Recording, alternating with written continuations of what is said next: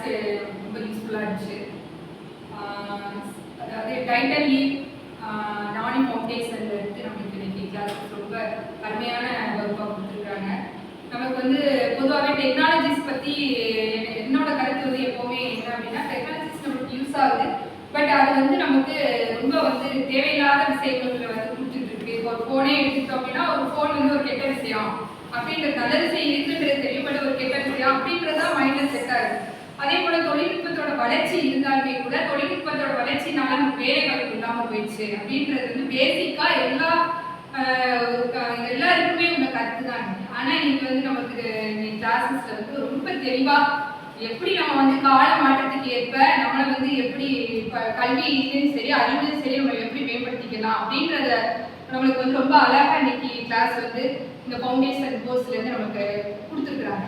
அதாவது ஐஓடி, அப்புறம் சிஎன்சி, அப்புறம் வெல்டர், ஃபிட்டர், அதில் உள்ள சான்சஸ், இந்த வேலைவாய்ப்புகள் சம்பந்தப்பட்ட எல்லா தொழில்நுட்பத்தோட வளர்ச்சியை பற்றியும் ரொம்ப சார் வந்து ரொம்ப அற்புதமாக நம்மளுக்கு சொல்லி கொடுத்துருக்குறாங்க.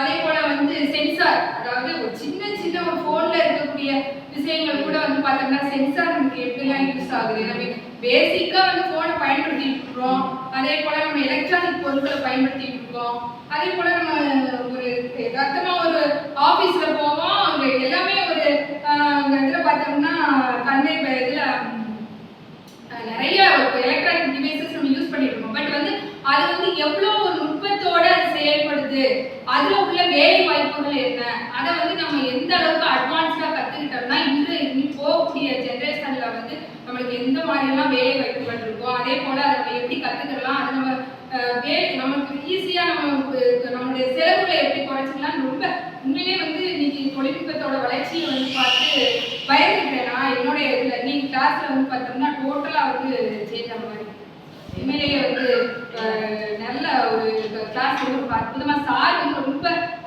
பொறுமையா சொல்லி கொடுத்துருக்காங்க. சார் தேனப்பட்டு ரொம்ப ஒரு நன்றி தெரிவிச்சிட்டோம். ஏன்னா வந்து சார் வந்து ரொம்ப பொறுமையா ஒவ்வொரு கிளாஸஸுமே நான் கவனிச்சுட்டு இருக்கேன். அவங்களுடைய அந்த பின்னாடி ஒரு பசங்களாம் பேசிட்டு இருந்தாலுமே கூட அது எல்லாத்தையுமே ரொம்ப அட்ஜஸ்டபுளா கொண்டு போய் ரொம்ப அற்புதமா சொன்னாங்க. கிளாஸ் ரொம்ப அற்புதமா இருந்துச்சு. இந்த கிளாஸ் போட்டா கூட கேட்டுட்டே இருக்கலாம் போல, அந்த அளவுக்கு நல்லா இருந்துச்சு.